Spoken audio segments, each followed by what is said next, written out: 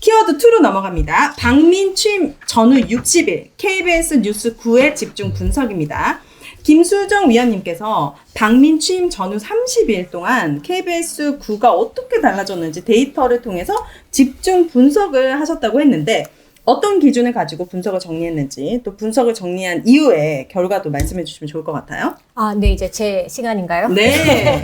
총 1266건이라는 리포트를 저희가 데이터 분석을 해봤는데요. 이 분석을 하게 된 계기는 이제 박민 사장이 KBS에 취임한 게 작년 그러니까 11월 13일입니다. 예. 월요일인데요. 그 이후에 이제 프로그램 폐지도 되고 뭐 당일날 진행자에게 뭐 출근하지 말아라 뭐 이런 연락이 가기도 하고 이러니까 시청자들이 KBS 왜 이렇게 되나? 근데 그 원인이 이제 그 박민 사장 취임이었던 거죠. 그래서 민원위원회도 여러 그 시민분들께서 KBS가 어떻게 변화했는지 좀 모니터링을 해줬으면 좋겠다라는 요청이 굉장히 많이 들어왔었습니다. 뭐 다른 언론사 미디어 비평지에서도 KBS가 어떻게 변했나, 뭐 달라졌는가라는 시리즈로 해서 분석을 많이 해주셨는데 저희 민원위원회에서는 조금 더 이거를 좀 데이터를 좀 모아서 전체적으로 취임 전 30일은 어땠고 네. 박민 사장이 취임한 후 30일은 어땠는지를 좀 비교해 보면 네. 조금 더 크게 좀 이 변화의 맥락을 좀 읽어낼 수 있지 않을까라는 생각이 들었어요. 네. 그렇게 좀 접근해 봤습니다. 네. 그래서 뭐가 달라졌습니까? 취임 전 30일과 취임 후 30일은 어떤 게 달라졌는지를 좀 말씀해 주시면 좋을 것 같아요. 아무래도 시민들에게 가장 쉽게 전달될 수 있는 부분이 보도량과 보도 순서인 것 같아요. 그래서 먼저 보도량부터 좀 살펴봤습니다. 네. 박민 사장이 취임하기 전에는 평일 평균 리포트 수가 19개에서 한 23개 정도 그 방송이 됐었던 걸로 저희가 보는데요. 저희가 이 리포트 수는 그 스포츠 헤드라인 바로 전까지 뉴스가 나왔던 것들을 모아서 개수를 세봤습니다. 네. 취임 전에는 19개에서 23개. 네. 그런데 취임하고 나서는 평일 리포트 수가 뭐 단신 포함해서요. 그 25개에서부터 32개까지 저희가 이제 취임 후 30일을 조사를 했었는데 네. 32개까지 증가하는 모습을 보였습니다. 이게 무슨 의미가 있는 거예요, 교수님? 네, 이거를 네. 제가 좀 설명드리면 네. 이제 과학적으로 이런 데이터가 지금 말을 하고 있는 거지 않습니까?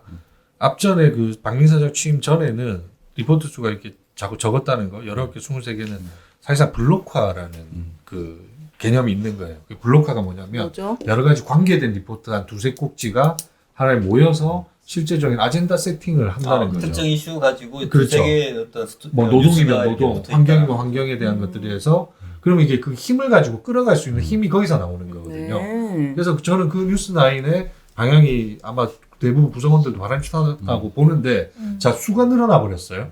그러면서 그 블록이 다 깨져버린 겁니다. 파편화돼 버렸어요.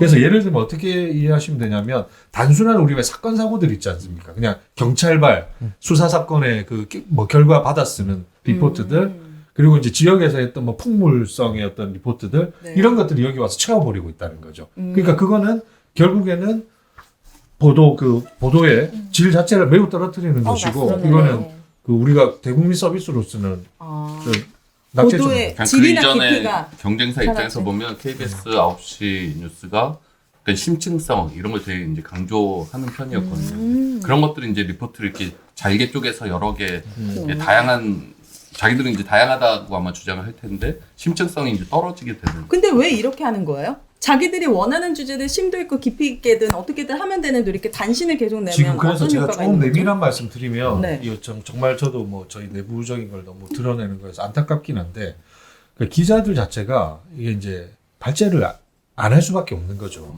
이게 발제라는 뭐냐면 거는 발제는 취재해서 이제 그 올리는 취재 거? 계획을 네. 처음에 내는 겁니다. 이런 것 아이템을 다루겠다고 하는 건데 이걸 발제를 해봐야 뉴스라인에 이게 제대로 방송되지도 않고 그리고 이런 것들이 뭐 다른 소위 말하는 이제 메인에 다뤄지지 않고 빠지고 하는 그런 것들이 뭐 발생을 하다 보니까 데스킹 과정에서 그렇죠, 수정되고 그렇죠. 뭐 뭐 이런 이미 지금 한 2달 정도 지나면서 그런 것들이 발생해서 이건 매우 지금 안 좋은 방향을 나타내는 거고 또 한 가지 그 제가 아까 그 자료 좀 준비했는데 화면으로 준비 안 됐죠. 어떤 자료죠? 아까 제가 한 3가지 정도만 사례를 가져왔습니다. 준비돼 네, 돼 있다고 있나요? 합니다. 지금 틀 수 있는 건가요? 네. 화면 좀 자, 2024년 1월 4일 예, 박사님이 아마 연구하신 그 기간에는 포함이 안 되는 걸 수 네. 있어요. 네. 취임 이후여서.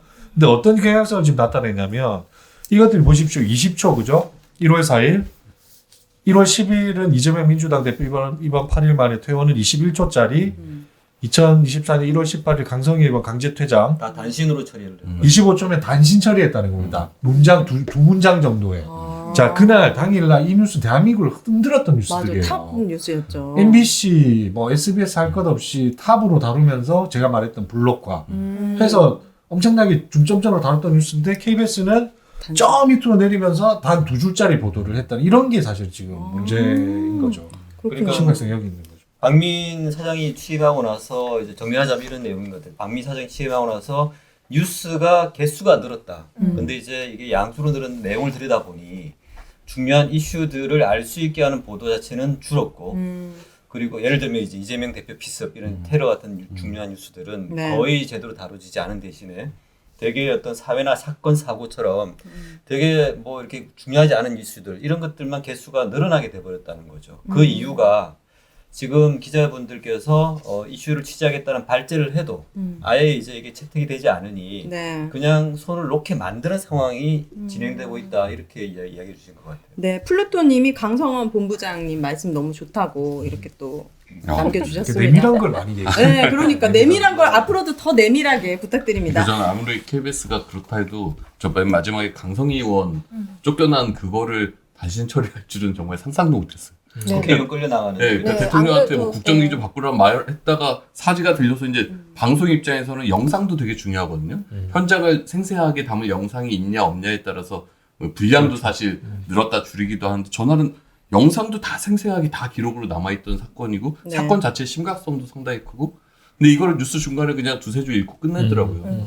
땡유 뉴스가 문제가 아니라 더 중요한 거는 사실은 시청자분들을 무지하게 만드는 뉴스들로 가득 채워준다는 게 더 큰 문제인 것 같아요. 네. 요 뉴스 얘기라서 제가 좀 나서기가 되게 그런데 제가 지금 이 문제를 좀 보면서 느낀 거는 검사들과 좀 비슷하다라는 느낌을 받았던 게 검사의 기소권이 있잖아요. 근데 기소를 할 수 있는 권한도 굉장히 크지만 기소를 하지 않을 권한도 굉장히 그러니까 크다고 보도를 할 수 들었는데 있느냐 없느냐. 네. 이게 여기에 빗대 보면 뉴스를 내보내는 것도 언론의 권력이라고 보면 어떤 걸 내보내지 않는 것도 그럼요. 크나큰 그쵸. 거잖아요. 네. 그러니까 이 공정성 문제는 아니면은 진짜 저널리즘 문제에서도 굉장히 심각한 문제가 아닌가라는 생각이 들었네요.